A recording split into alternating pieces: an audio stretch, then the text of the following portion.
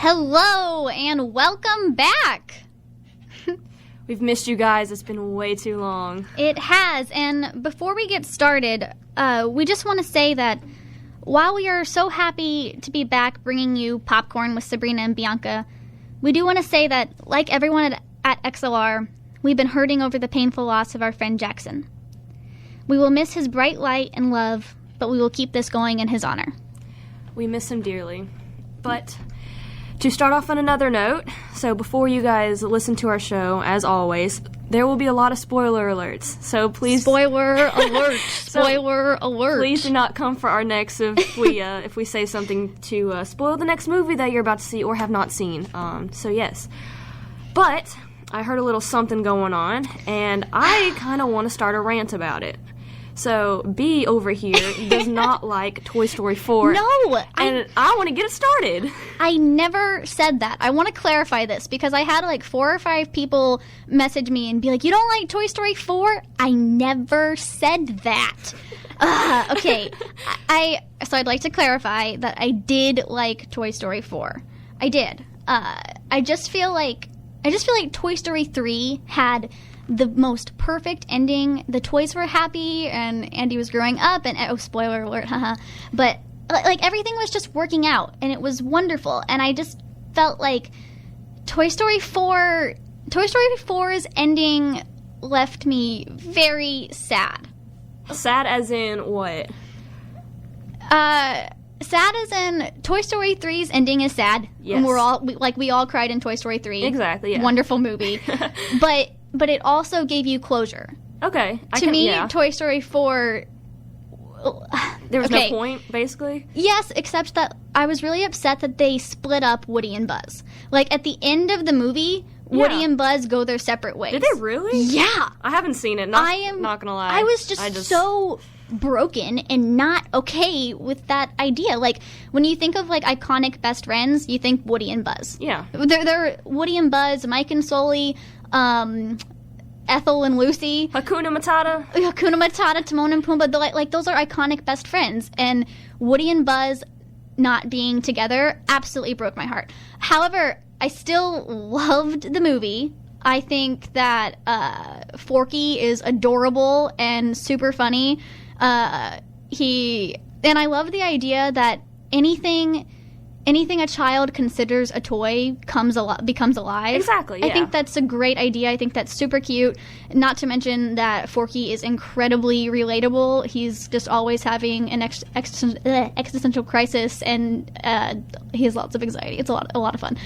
Oh, and I loved what they did with Bo Peep. They made her like a strong, independent woman, and she like fights things, and she's awesome. She's awesome now. So like, all in all, I loved the movie. And Bunny and Ducky are new characters that are added, and they're so funny. But like, you got a friend in me. They're supposed to be together. I don't know. Like, I haven't seen Toy Story 4 just because, like you said, after Toy Story 3, I was like, I don't really see the need in watching the 4th one. I wasn't a big fan of Toy Story. Like, I saw it. Ooh. And I'm sorry. I just... You're not a fan of Toy Story? I'm not. How are you not a fan of Toy Story? Okay, so... I think Pixar and I think Toy Story. I can see that. I can see Pixar with that, but I just don't see the fun in, like, toys coming alive. Did you say you don't see the fun in toys? What did you play with when you were a kid? No. I like toys growing up, but when I watched, like, the first one, I got into the first Toy Story, but after a while, I'm just like, the kid grew up, he's going to college. Like, I don't know. I liked it when he was younger and played with the toys. I don't like the idea of him going to college now. Well, unfortunately, that is our life. That's where we're at. Sabrina, I have a question. Okay. Do you have stuffed animals in your room here at Lander? Yes. Yes? I do. And you don't think they come alive when you're not there? To a point, you know. I'm sorry, but they definitely do. Gerald has a life of his own. Okay. I need to know, who is Gerald? Gerald is my flamingo. I do not mess in Gerald's business because he's an independent man, okay? An independent flamingo. I have a giraffe. When I was a kid, I couldn't say the word giraffe, so my giraffe's name is Giraps. Giraps? Yep. I can go with that. That should be a rap name, honestly. Yeah, it kind of is. You're right. Oh, Toy Story. Yes. Okay. So, off the subject of toys. Yes. Okay, because I'm going to get you off your rant for a little bit before you go back into another rant. All right. I want to talk about a scary movie. Oh, you know how I feel about that. Okay. All right. Go ahead. So, it's called As Above, So Below. You can watch it on Netflix. And just as I've watched Freedom Riders 30,000 times. Of course. As Above, So Below is another one that it is my go-to scary movie if I can't find anything else to watch. And it's basically these people that are going, like, it's this archaeologist. She goes to France with this group of people. She goes into the conclaves of the French cemetery, like, under everything. Ooh. And they basically find hell. And their world literally switches, like, upside down. And so she has to put the stone back. And to me, it's just amazing because it's just like, wow, your dimensions had just switched. Like, now you're trying to go back in time with the I don't know. It's pretty cool.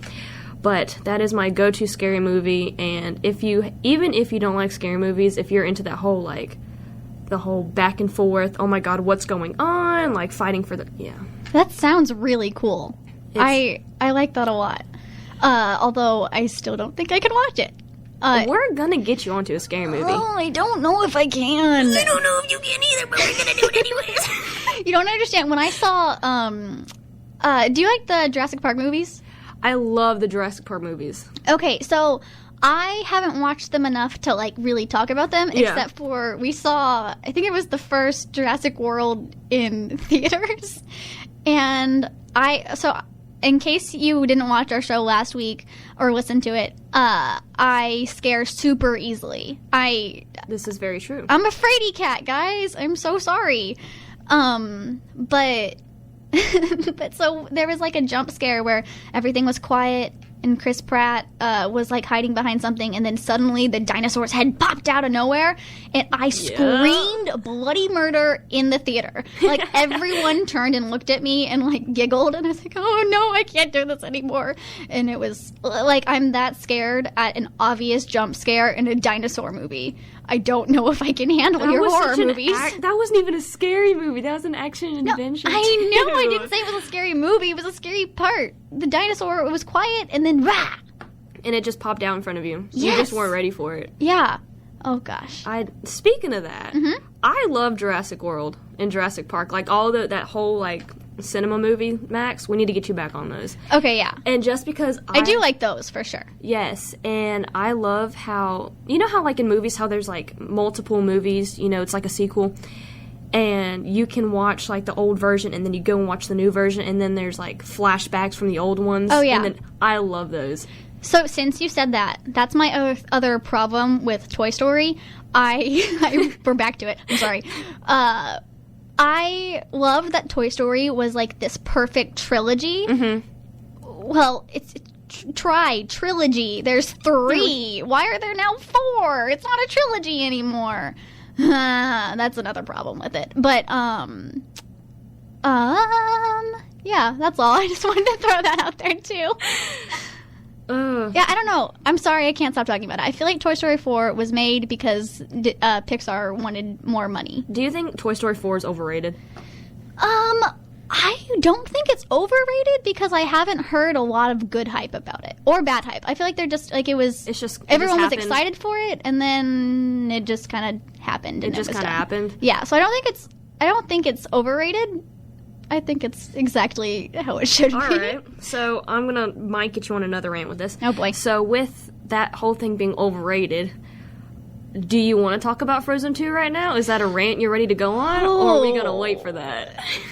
Sabrina, I don't know. Because I know you did not like it, and I was a fan, so now we're switching right now. Do not like it is an understatement.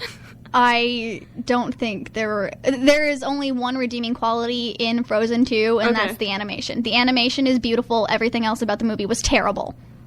I loved Frozen 2. Sabrina! Did you like it? Did you at least like Frozen 1? Of course! I loved Frozen 1. I love it. Let It Go is so much fun. All the songs are so much fun, and I loved everything about the movie. I've often been compared to Anna. I can see it. But, see, that's the thing. I would not want to be compared to Anna in Frozen 2. They ruined her. I can kind of see it. They did. They made her this, like... Sabrina, I was not prepared for this rant today. This was not on our agenda. Do we want to save the rant for I think we need to save it.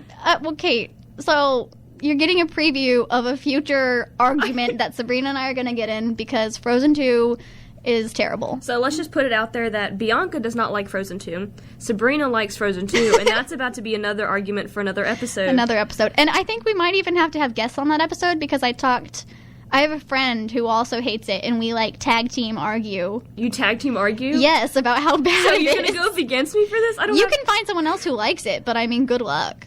Okay, I'll get a little toddler. She'll sing the entire time. Let's do it. Well, see, that's the other thing. Frozen 2 songs aren't even that catchy. Anyways, speaking of songs, should we have another music break? I want to have another music break. Let's have another music break. Okay. All right, here we go. Welcome back. You are listening to Popcorn with Sabrina and Bianca. We love to see it. What can I say? All right, so Sabrina, I have a question for you. I may or may not have an answer. All right. How do you feel about rom-coms? Oh my god. Okay. I am not a huge rom-com fan. Okay. Like, I'll watch romantic comedies or romance movies or whatever, but it's just like, woo, exciting. I think Do you have a favorite? Or I guess if you don't watch them. I think the only favorite that I have right now is the only one that I've ever watched is Crazy Rich Asians. Oh, that's a good one. Yes. I actually saw it with my mom, and what can I say? I'm Asian, so I have to feel something for it.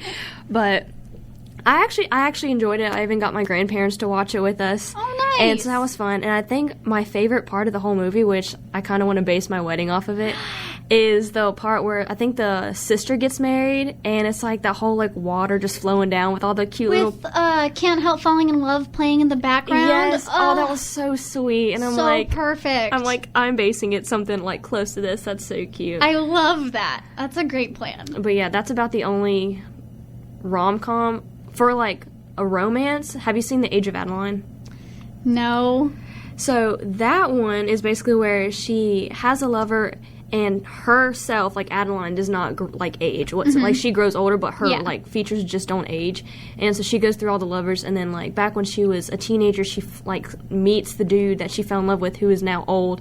I cried during it. It's about like the only romance movie I cried during. But so see, my thing is, I love romantic comedies. Truly, I love them. But I don't really like romance movies, like, at all. Like I have to have the comedy with the romance. I can't do the romance with the drama. Does that make sense? That's like pulling out the Wattpad. Yes, I understand. But my favorite romantic comedy is You've Got Mail. Have you seen it? I don't even think I've heard of it. Oh, it's so good. It's Tom Hanks and Meg Ryan. Okay, Tom Hanks and Meg Ryan. Oh my, they're just perfect. Yeah. They have like 3 different romantic comedies where they play against each other. It's so cute. But it's a really cool movie because it was like way before. It was an online love story way before online dating or online friendships were even a thing. Yeah. So it was like kind of ahead of its time, and it seemed like such a cute story of fate. And we watched them like pass each other every day, and they could have met in person, but instead they meet in this chat room, and hence the iconic "You've Got Mail." Okay. But I just want to say, one of my favorite lines in that movie is when Tom Hanks says, "I would send you a bouquet of newly sharpened pencils," and that makes me so happy because I love that time of year when school supplies is everywhere and a lot on of people sale. would like that. Yes, I do. I love it. Like I could spend all day at Staples. I love it. Being around new, fresh school supplies is just so nice. Oh, and the end of the movie. Okay, I cry every time. I watch this movie all the time, and I cry every time I watch it because the end of the movie when she sees Tom Hanks's face and realizes that it's him, and she starts crying, and he goes up to her and he says, "Don't cry, shop girl. Don't cry." And that's her like on-screen username. Yeah. And it's so cute. And then she's crying, and she takes a breath, and she's like, "I wanted it to be you. I wanted it to be you so badly." And then they kiss, and then I cry. And it's one of my like all-time favorite movie kisses, and it's partly because his dog Brinkley like interrupts it, and it's just so cute. And Somewhere Over the Rainbow was playing in the background, and it's just so perfect. And they're like, it's the type of movie where they kind of hate each other. The love interests, Meg Ryan and Tom Hanks, kind of hate each other the whole movie. And they don't know that they're talking to each other. Okay, I was about to wonder, like, did they know if they were talking to each other or not? So they don't know anything about each other online, and they talk to each other. But in real life, he closes her bookstore. Yeah. He owns like a chain of bookstores, and she has a really cute little shop around the corner, is what it's called. And he runs her out of business, basically. Okay. So they hate each other. It's like a love-hate relationship. But then they fall in love, and it's beautiful and wonderful, and I love it. How cute. Yeah. It might have to be on my watch list. Oh, we're going to watch it together. I own it on my computer, and we're going to watch it together. If I have to watch a horror movie, you're going to watch a romantic comedy. I was about to say, we'll watch the horror movie, and then we'll enlighten ourselves and watch the You've Got Mail. And then we'll watch Frozen 2 and yell at each other. Yes. I am so down. But so that's a romantic comedy that I love. But, like, how I hate romance movies. So kind of like how we were talking about last time about The Notebook, and like every what's his name, Nicholas Sparks. Every like Nicholas Sparks book and movie, they're all the same movie. Have you ever? I've only seen a couple, but the more I like read about them, they're all the same. And there's always like a weird side plot that includes an older couple and letters. And they don't ever have anything to do with the movie. It's just, like, there. I don't know. But I did want to tell you a story of the time I saw the movie The Longest Ride. Have you seen it? I know what you're talking about. I know what you're talking about. It's horrible. It's a horrible movie. But I'll tell you a little bit about it. So, basically, the main girl in the movie, she's gonna go to New York and be a fashion designer or work at an art gallery or some New Yorkian thing. And the guy in the movie is a bull rider, and he's close to being the best bull rider like in the world or whatever. But he's also one bad bull ride away from dying. Oh God! I know. But so they both come from very different worlds. However, could they possibly be together? You know? Yeah. My favorite part, though, is when the guy's talking to his mom, and he's like, Mom, I met a girl. And she goes, oh, you meet girls all the time. And he looks off into the distance and is like, not like this. No. Oh, my gosh, whatever. But I just remember one time, my best friend, Olivia, shout out to Olivia, hi if you're listening. My best friend was having like a slumber party birthday thing, and we went over and they decided to watch The Longest Ride. And they were all loving it. They were super into it, and I was kind of giggling the whole time because like, this is stupid. This is not a realistic situation.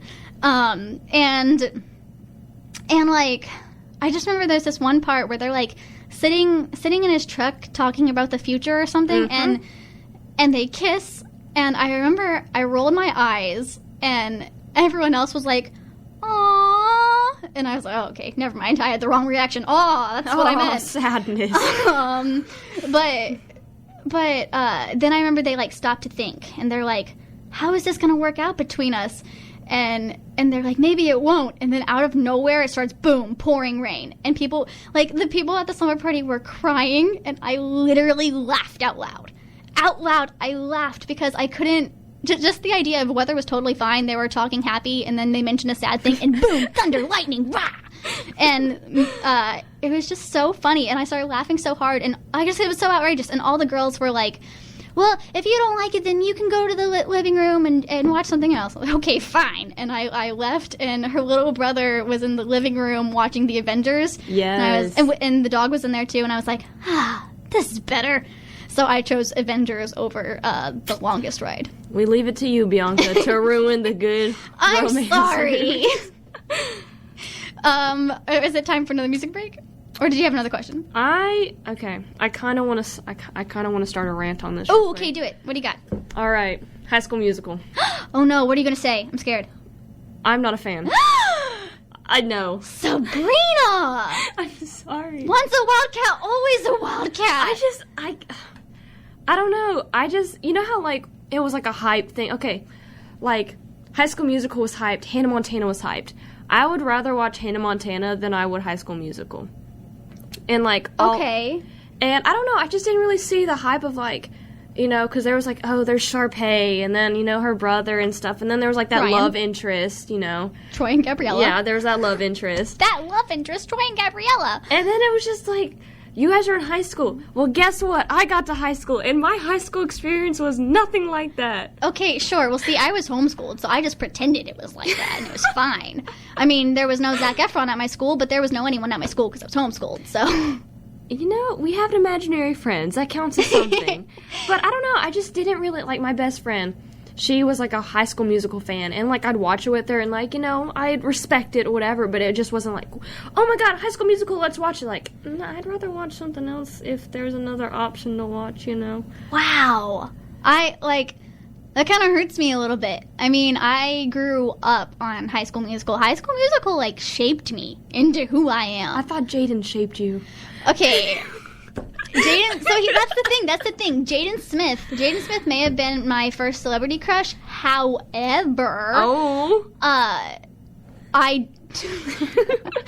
Troy Bolton is my forever fictional character crush. I loved Really? Troy so much. His number is 14. I had a jersey. I had a High School Musical poster in my room.